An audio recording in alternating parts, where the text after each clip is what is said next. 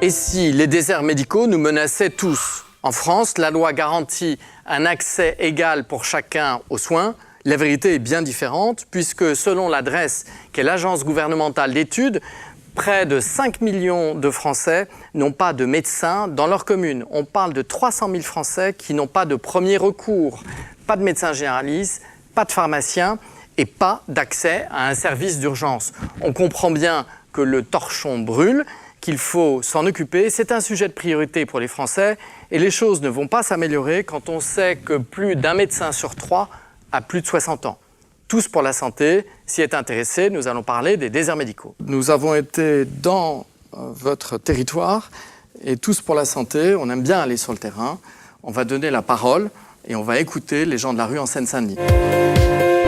Si on veut consulter en urgence, c'est très compliqué. Soit on passe par des centres de santé, et donc là, il faut attendre 2-3 jours pour avoir un premier rendez-vous.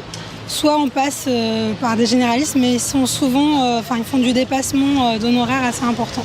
Quand c'est urgent, il faut être au centre à 8h du matin, que l'ouverture à 8h30, et déjà il y a 20-30 personnes, et ils prennent que 9 personnes. C'est difficile effectivement de consulter un médecin, que ce soit un médecin généraliste comme un pédiatre, de manière réactive, quoi.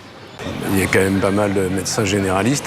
Après, c'est vrai qu'il y a des fois des difficultés pour obtenir un rendez-vous. Tu as tendance à aller chercher autre part qu'en Seine-Saint-Denis pour avoir accès à des services qui sont assez basiques. Et pourtant, on est quand même en pleine métropole.